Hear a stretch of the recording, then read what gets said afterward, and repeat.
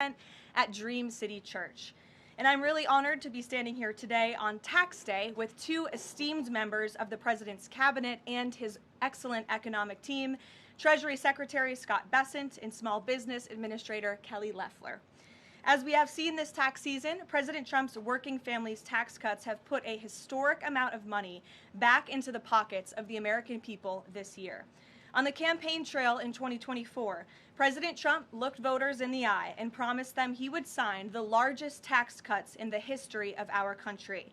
And on Independence Day last year, President Trump and congressional Republicans delivered, passing the largest tax cut in history for working and middle-class Americans, including no tax on tips, overtime, and Social Security. They also passed unprecedented tax relief for small businesses, farmers, workers, and families. With Tax Day officially here, the numbers prove these tax cuts have been nothing short of extraordinary. More than 53 million filers claimed at least one of President Trump's signature new tax cuts. The average refund this filing season is more than $3,400. The Trump administration has issued more refunds and larger refunds than in any year of the history of our country. And I will allow Secretary Bessent to break down the numbers in greater detail. President Trump and Republicans in Congress have always believed that the American people know how to spend their money better than the government does. But what the American people must not forget is that every single Democrat in Congress voted against these tax refunds. The media has largely omitted this fact and other critical details in their stories covering the benefits of the Trump tax cuts. If the Democrats in Congress had gotten their way and blocked President Trump's historic legislation, Americans would have faced the largest tax hike in history, nearly $4 trillion. The average taxpayer would have seen a 22% increase in their tax rates. Democrats in Congress have proven over and over again that they are the affordability frauds who believe the government should keep more of the American people's hard-earned money.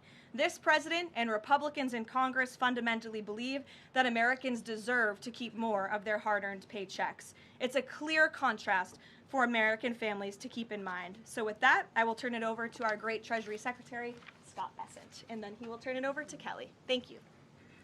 Good. Thank you, Karoline. I'm here to tell you that it has been a fantastic tax season. It has gone smoothly. It has gone efficiently from the point of view of the IRS, but most importantly, it's been a great tax season for the American people. Thanks to promises made, promises kept, through the working families tax cuts, the President has delivered the record refunds to the American people. More than 45% of the filers of the returns that we have seen have had at least one of the four President's signature policies: no tax on tips, no tax on overtime, the deductions for our great seniors, and the deductibility of interest on auto loans for American-made cars. And I will tell you that one of those that Americans have taken is no tax on overtime. And it's the American way. If you want to work longer hours, you get to keep more of your money. And with that, we are seeing, I want to encourage everyone out there watching today to change their withholding if they haven't already done so, because if you change your withholding, then you will get an automatic real wage increase on a weekly or a monthly basis, and you will be able to keep more of your money this calendar year. So with that, we have also seen with the Trump accounts, we have had 5 million families file for Trump accounts for their children. 1.2 million of those are eligible for the $1,000 seed bonus. So we look forward to that picking up more and more. For those of you who haven't done it, it's easy to remember, Form 4547. You can do it while you're filing your taxes. You can do it at any point during the year. We think this is going to be transformational in terms of financial literacy. This is Financial Literacy Month, and at Treasury and all over the administration, we are working with the American people, with American families, not only to give them more of their money, but to show them how to invest it in a safe, smart, and sound way. So with that, I will turn it over to Kelly. Great. Thank you, Scott. And Good afternoon, everyone. Excited to be here on Tax Day. Important day for small business because small business and their employees have real relief thanks to President Trump's working family tax cuts. As Administrator of the U.S. Small Business Administration, it is my great honor to serve our great president as the cabinet-level voice for America's 36 million small businesses. President Trump is right. Small business is big business. Indeed, they are a massive economic engine that creates 2/3 of all new jobs. They represent 99% of all businesses, and they drive about half of our GDP. The working family tax cuts are putting money back into the pockets of the hardest working Americans. That's why small business and their employees are benefiting the most. President Trump and congressional Republicans have saved Americans from a $4 trillion tax hike, including a staggering 20% tax increase on working families. It would have destroyed millions of jobs. Now, I've traveled the country from Maine to Alaska, and not a single worker, not a single small business asked to pay $1 more in taxes, yet every single congressional Democrat voted to raise taxes, not just on small businesses, on our workers, on our seniors, on hardworking families. Thankfully, Republicans united behind common sense policy of letting Americans, not Washington bureaucrats or fraudsters, keep more of what they earn. Now, so far, as you've just heard, 12 million small businesses have an average tax saving of $7,000. The 20% small business pass-through deduction is now permanent, offering them certainty to plan for the future and the rocket fuel to create 1 million new jobs. Eric Williams at Prince Manufacturing in rural Georgia, he specializes in fabrication and machining. This year, he's reinvesting his tax savings to hire 500 new employees. The provisions for 100% expensing of equipment, expansion, and R&D are also growing production to help us reclaim industrial dominance. At Blue Patriot Fab, which I visited this week in Omaha, the owners highlighted one of their newest buildings, and they call it the Big Beautiful Building because the tax cuts helped them build it. Made in America is back, and that's why the America worker is winning too. No tax on tips and overtime means that millions of employees are now rewarded, not punished, for working more. And it's already benefited, as you just heard, 31 million taxpayers. In Baltimore, John and Tony Minidakis are proud second-generation owners of Jimmy's Seafood. Now, with no tax on tips and overtime, their 200 employees know that coming into work means going home with more pay. And Wade, a CNC machinist that I met at Lehigh Valley Plastics in Pennsylvania, said he routinely takes on extra shifts, and now the tax cuts reward his extra effort. And the benefits aren't just for tax season. As you've heard, the Trump accounts are connecting young people from birth to the power of our free enterprise system. With 529 savings accounts and Workforce Pell for trade schools, we're now training the next generation of skilled workers to fill millions of open jobs at small businesses. So in closing, America is open for business again. Yet every Democrat voted no on the very tax relief that is restoring Main Street, that is putting more money back into the pockets of hardworking families. Small businesses are rebounding from years of Biden inflation, decades of unfair trade, and massive regulatory overreach. But thanks to President Trump's tax cuts, they now talk about expansion, hiring plans, and generational opportunity. This is America First in action. Lower taxes, rising wages, and a thriving Main Street. Now millions of Americans are getting their largest tax refund ever, and Main Street is getting historic tax relief to keep the American dream alive. Thank you. Good. And before we take questions, I want to provide some numbers for you all. So tax day statistics as of April 12th, over 53 million filers, nearly 45% claimed one of President Trump's signature tax cuts. The average tax cut per filer is benefiting from one of President's new tax cuts is over $800.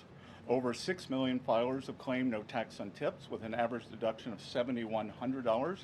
Over 25 million filers have claimed no tax on overtime with an average deduction of $3,100. Over 30 million seniors have claimed the enhanced deduction for seniors with an average deduction of $7,500, and over 1 million filers have claimed no tax on car loan interest on American cars for an average deduction of over $1,800. The average refund this filing season is over $3,400. Over 34 million families have claimed Republicans' enhanced child tax credit, which is permanently doubled and expanded by the working families tax cuts. Over 105 million filers have claimed the permanently doubled standard deduction, simplifying tax filing for millions across America. So, as much as people do not like to pay their taxes, and we saw a survey today that 70% of Americans still believe that they are overtaxed, this is a great day for the American people. Thank you, Scott and Kelly. We'll now open it up to questions. You're welcome to ask me questions or either of the great cabinet officials next to me. And we'll start, as always, with our new media seat, Mr. Posobiec. Why don't you kick us off? Thank you, Karoline. Secretary Bessent, if I may, there's been this media narrative out there that while we see the data on tax refunds, that it's not good enough, that the tax season has been too soft. What is your response to this media narrative regarding the tax refunds? Look, it's been an incredible tax season. We have done more with less at the IRS, that we have moved over millions of taxpayers to digital tax accounts, and that leaves us able to service more taxpayers in person and on the phone. And as we can see, the economy was very strong. We are seeing growth across the board in all areas, and as Kelly said, small business, Main Street are really the big beneficiaries, and this is what they don't want you to hear. That Wall Street always done great. This administration is focused on parallel prosperity and bringing prosperity back to Main Street, and that starts with people keeping more of their money. And one for Karoline, as well as the administration in general, if I may. This past Saturday, I published a video of now former Representative Eric Swalwell in bed. The president's heading to Las Vegas. Well, Eric Swalwell was in Las Vegas in this video. I'm told, according to geotagging, this scandal has erupted now. Accusers coming forward, many others coming forward, as well as questions regarding his extremely close relationship with Arizona Senator Ruben Gallego. And I want to know if the administration had any comment on the fact that Senator Gallego seemed to be very vocal about wanting the release of the Epstein files, and yet when questions come to his own involvement with Eric Swalwell, he doesn't seem to want to provide anything. Yeah, look, I think the accusations and allegations against former Representative Swalwell are despicable and disgusting. I think it's also quite plausible, as you point out, Jack, that there were many other Democrats in this town on Capitol Hill who knew about his perhaps illegal behavior, certainly his disgusting and inappropriate behavior, and why were they silent for so long? I think those are questions that must be raised of these sitting representatives, including Mr. Gallego, and I hope that the journalists in this room will do their jobs, and the journalists on Capitol Hill will do their jobs to ask Democrats in power how they knew about such despicable behavior from one of their elected representatives for so long, but never said or did anything about it. So that's what we hope to see as far as the White House and the President is concerned. Thank you. Peter. Thank you. I have one for you and then one for Secretary Bessent. Sure. For you, Karoline, there are now 10 American scientists who have either gone missing or died since mid-2024. They all reportedly had access to classified nuclear or aerospace material. Is anybody investigating this to see if these things are connected? I've seen the report, Peter. I haven't spoken to our relevant agencies about it. I will certainly do that and we'll get you an answer. If true, of course, that's definitely something I think this government and administration would deem worth looking into, so let me do that for you. Thank you. And Secretary Bessent, it doesn't sound like we're going to have $3 a gallon gas by summertime, which we had initially been told by the Energy Secretary. He now says that it would be very aggressive if we're going to get to the $3 a gallon gas by the summer. So when are we really going to get $3 a gallon gas? Well, I think that's going to be the up to how the negotiations go. President Trump said this morning that he thinks we're nearing the end. The U.S. kept their side on the ceasefire. We've stopped firing. the Straits of Hormuz have not been completely reopened, so we will see, and I'm optimistic that during the summer we will see gas with a 3 in front of it sooner rather than later. It's Bank Week here in D.C., so I've been meeting with a lot of my Middle Eastern counterparts, the finance ministers, and they all say that once the straits are open, they can start pumping again within 1 week. So not by summer, like Memorial Day, but maybe by Labor Day? Again, I'm optimistic that sometime between June 20th and September 20th that we can have $3 gas again. And as I said this morning too, we are going to be watching the gas stations because they raise prices very quickly when when the crude oil prices went up.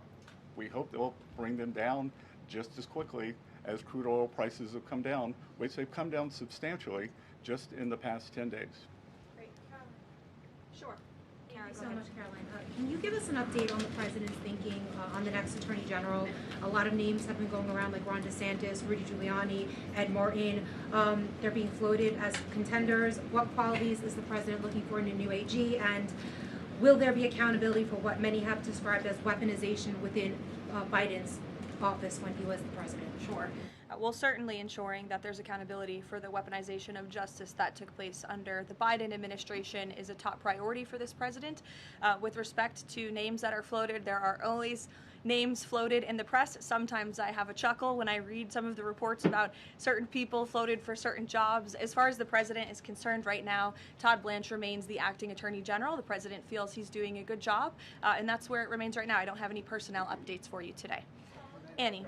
Thank you, Caroline. I have a question for you and also for the Treasury Secretary. First of all, there was an interview that Dr. Mehmet Oz did recently where he described the president's views on his own diet. He said that he argued that diet soda is good for him because it kills grass, and if you pour it onto the grass, the grass is killed, and it therefore must kill cancer cells. I'm wondering if you can, was this sort of an accurate description of how the president sees? Look, as we all know in this room, I think you know the president has a very good sense of humor. It's one of his most underreported characteristics, I would say. I have heard him tell this joke before. I think the Wall Street Journal should get a better sense of humor. And then another one for you. Has the president filed his taxes, and is he going to release them publicly? It's actually a very good question. I have not inquired with the president directly about his own taxes, but I'm happy to do so, and we'll get you an answer on that. Secretary Bessent, I have filed my taxes.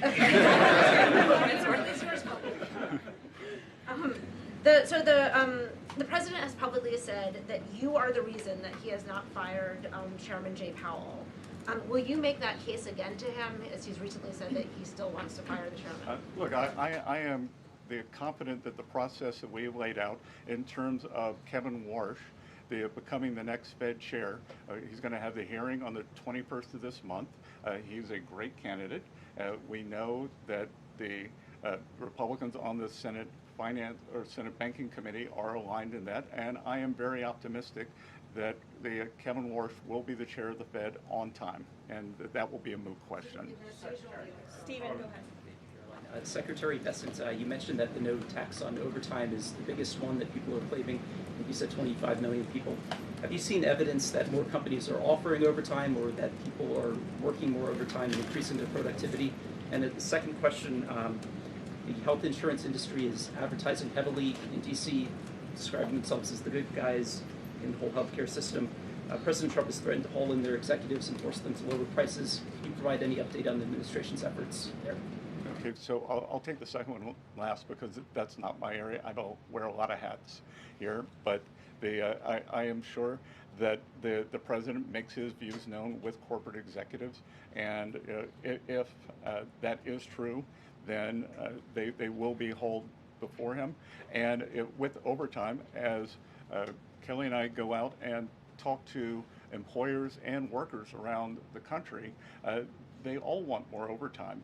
And there was this narrative that I think over 2 million illegal aliens have either voluntarily deported or been deported, and that there would be a worker shortage. Well, what better way to fill that gap than with overtime for hardworking Americans and for them to keep more of it? Yeah, I'll just add that a great example are the factories that we see coming back thanks to 100% Made in America expensing. Coosa Steel is a great example in Rome, Georgia, where the owner was down to running one shift 1 day a week. He's up to 2 or 3 shifts 5 or 6 days a week. So thanks to reindustrializing this nation through our small manufacturing base, which most manufacturers in America meet the small business definition, 98% of them, we're seeing more shifts taking place, more opportunities for overtime, and then more willingness of workers to take on overtime shifts, because in the past they were penalized by the tax system for taking on overtime. Elizabeth, go ahead. Thank you. This is for Administrator Loeffler. You talked about how the One Big Beautiful Bill benefits small businesses. With small business optimism falling in March, is the administration planning on providing any additional tax relief or other resources to small businesses that have been affected by high fuel prices during their run operation? Yeah, so one data point does not a trend make, and the long-term trend under President Trump has been for small business optimism to be above its 52-year average. Under Joe Biden, small business optimism fell below that average for 34 consecutive months because small business was being crushed by regulation, massive red tape, the threat of high taxes, and all the burdens of the Green New Deal. So right now, small businesses are really in growth mode. They're planning to hire, and the optimism is very strong. If you see in the NAM survey, National Association of Manufacturers came out, their optimism is up 5 points. So I think this is temporary, and we'll get back on trend. What's the status of extending the Iran ceasefire, Karoline? Yes, so I saw some reporting, again, bad reporting this morning, that we had formally requested an extension of the ceasefire. That is not true at this moment. We remain very much engaged in these negotiations, in these talks. You heard from the Vice President directly and the President this week that these conversations are productive and ongoing, and that's where we are right now. I've also seen some reporting about the potentiality for in-person discussions again. Those discussions are being had, but nothing is official until you hear it from us here at the White House. But we feel good about the prospects of a deal. The President mentioned that in his interview yesterday, and it's obviously in the best interest of Iran to meet the President's demands. I think he's made his red lines in these negotiations very clear to the other side, and so we are continuing to see how these conversations go. Would those talks be in Islamabad, or where would they be the next round? They would very likely be in the same place as they were last time, yes. With the same, I would just want to make one point that's important to the President. The Pakistanis have been incredible mediators throughout this process, and we really appreciate their friendship and their efforts to bring this deal to a close. So they are the only mediator in this negotiation. While there have been many countries around the world who want to offer their help, the President feels it's important to continue to streamline this communication through the Pakistanis, and so that's what continues to take place. Will. Thank you, Karoline. How much room do you see for additional sanctions being placed on Iran? And do you feel like the United States is getting enough support from allies on that front? There was a letter that went to Oman and some other allies that suggested maybe the sanctions weren't, this could be for Secretary Bessent as well, but the sanctions basically weren't having the effect that the United States wanted. I'll let the Treasury Secretary who's in charge of sanctions answer that question. Yeah, I think that's not a correct characterization.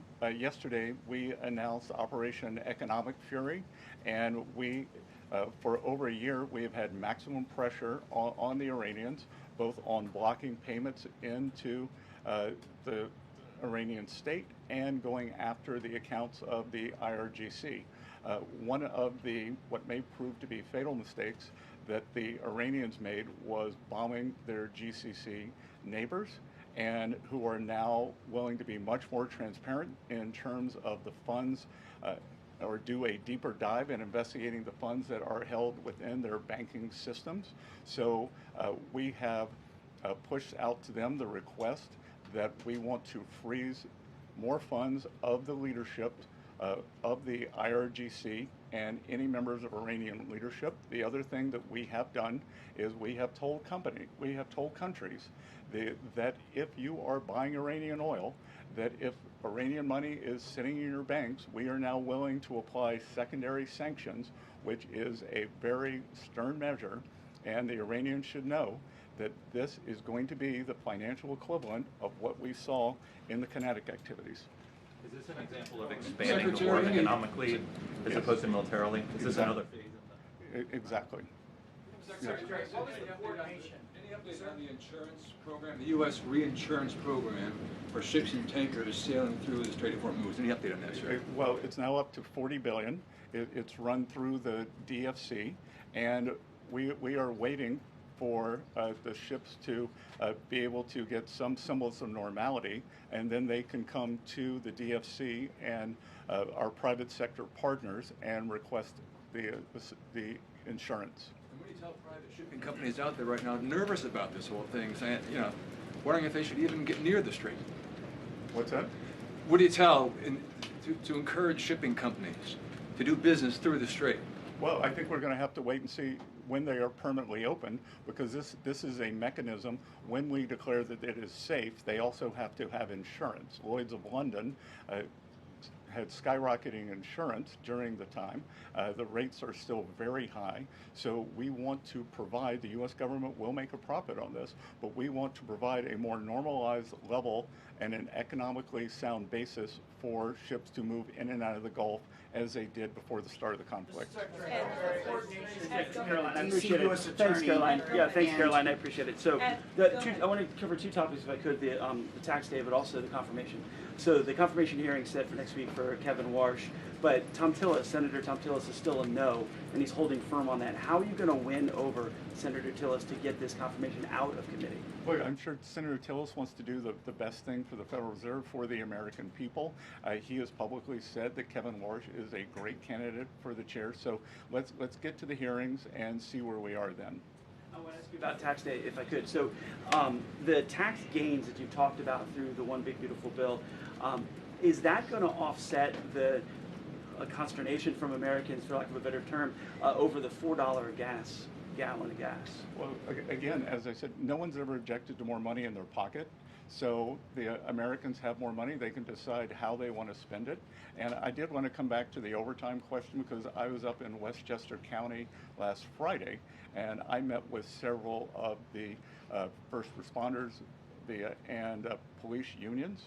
And those, whether it's our great policemen, our firemen, our ambulance drivers, they all now want more overtime. And how great it is to have them to be able to be engaged and keep more of their money. Thank you,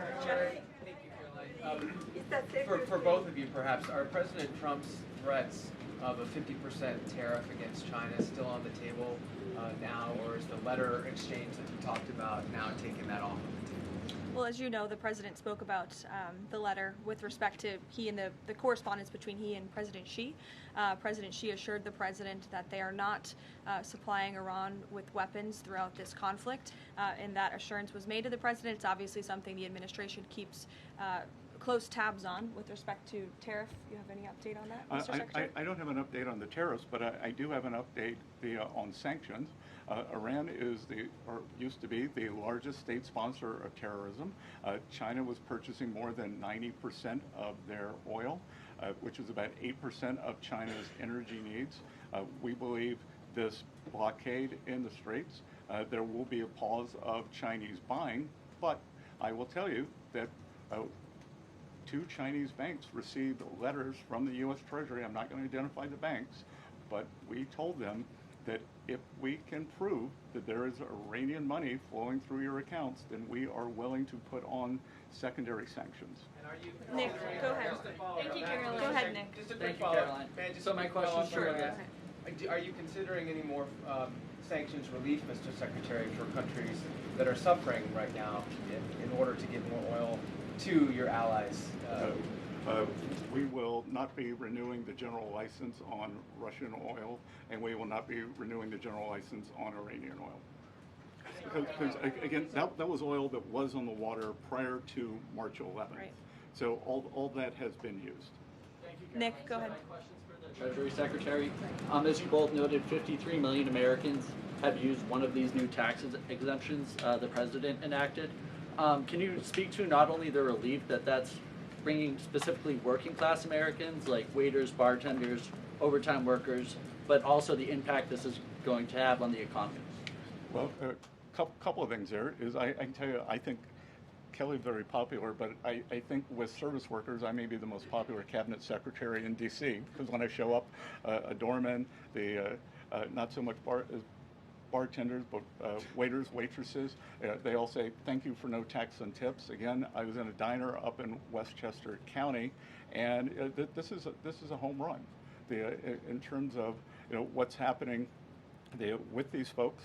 And what we can't tell you yet, and we will be able to provide data at a later date, that 52 million is how many have used at least one of those. So we expect that there are probably multiple filers who have used at least more than one of those 4 signature things. And look, again, this is the America First, Americans, hardworking Americans keeping more of their money, just like with our small businesses. If we go back and look, when you hear the left talk about this was a tax cut for millionaires and billionaires, they wanted to raise the tax rate for everyone making more than $500,000. That is a small business killer. Thank you. I have one question for the Secretary and then the Administrator. Mr. Secretary, since we're on the topic of China a few minutes ago, we are a little over a year past Liberation Day, the tariffs. The goods trade deficit with China has dropped sharply. Are those gains sustainable, and are you worried about any retaliatory actions that could go against those gains? I actually think we're going to be building on those gains in terms of the trade deficit dropping with China. Since last summer, there's been great stability in the relationship, and really the keystone to the relationship is the strong respect that the two leaders have between each other. My experience has been when the communication is at the top, then we follow that directive and those wishes. We had the meeting in Busan, Korea in October. We will be having the state visit in Beijing, and so I expect great stability in the relationship, but that doesn't mean that our trade deficit can't continue dropping. Go ahead. For the Administrator, I know that there are orders and shipments of factory equipment. They are at record highs. How many small businesses has the SBA assisted with loans and supports, to support them? Well, the SBA set an all-time lending record last year of $45 billion under President Trump, because small businesses now have access to the capital that they need to build in America. Again, we are becoming a nation of builders, and we see that on the ground. Factories expanding. As a result, we have record PMI, which is Purchasing Managers Index, manufacturing expansion, 2 consecutive months in a row of export records. And so when you look at where our nation has come in terms of export-import imbalance, it's been unfair to the American worker and to American industry, and we're reshoring whole industries because of this tax bill. Libby. Libby, go ahead. Thank you, Go ahead, Libby. I have 2 questions for you. The first one is about Iran. The second one's actually about United Airlines that I want to ask you about. So on Iran, is there a timeline for how long this blockade is going to remain in place in the Strait of Hormuz by the United States that President Trump has voiced to you or that you've heard among officials? Sure. I will never set timelines on behalf of the President of the United States, but with respect to the blockade, as you know, it has been fully implemented, and it's being enforced against vessels of all nations entering or departing Iranian ports. I want to make that point clear. I've seen some misreporting on that as well. This includes all Iranian ports on the Arabian Gulf and the Gulf of Oman. And our U.S. forces in the region are supporting the freedom of navigation for vessels that are transiting the strait to and from non-Iranian ports. So I know some in the press were confused about that. We are supporting the freedom of navigation, just not with respect to any tanker or vessel that would benefit the economy of Iran as these negotiations continue. So there was reports that the CEO of United proposed a merger with American Airlines. This would affect tens of millions of Americans. That was proposed in a meeting with President Trump. Was that a merger that he has voiced any kind of support of? It's not anything that we have a position on or anything we're commenting on. I know it's an idea that has been proposed by private industry, but it's not something the President or the White House have an opinion on or are weighing in on at this time. John, go ahead. Thanks a lot, Karoline. This is for Secretary Bessent. On Monday of next week, importers can start requesting claims for tariff refunds. And my understanding is $127 billion eligible for refunds. What's that process look like? How can a porter and an importer request such a refund going forward? That's not being run out of Treasury. We will just be the paymaster, so that's being run out of CPB. Yep. And so explain that process. I understand you're not running it. How does that process actually work? If you're an importer, you paid these tariffs, the Supreme Court found that those tariffs were illegal. What's the process for them to get back that money? Well, they would be in touch with the CPB, and I think the number you're quoting is so that's the amount who have already requested refunds. So they are already in the chute, and we'll see what the timeline is for that. Will that affect the U.S. economy, all of those refunds coming out of the U.S. Treasury?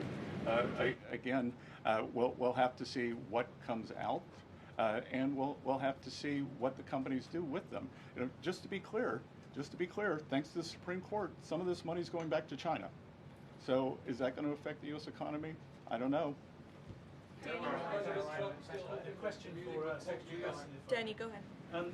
Mr. Secretary, you were quoted as saying in an interview earlier this week that it was worth a bit of economic pain for international security.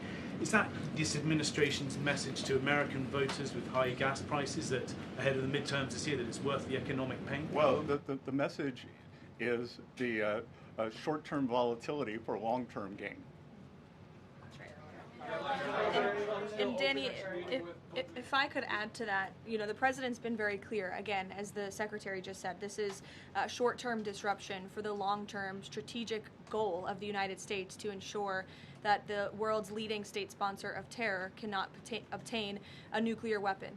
That's a good thing for the American people. That's a good thing for people all over the world. And as the president and his economic and energy team have repeatedly stated, as soon as the operation and now the negotiations with Iran conclude and the strait is reopened, we do expect gas prices to decrease. And thank goodness we have a president and an administration that believes in American energy dominance in bringing down prices at the pump.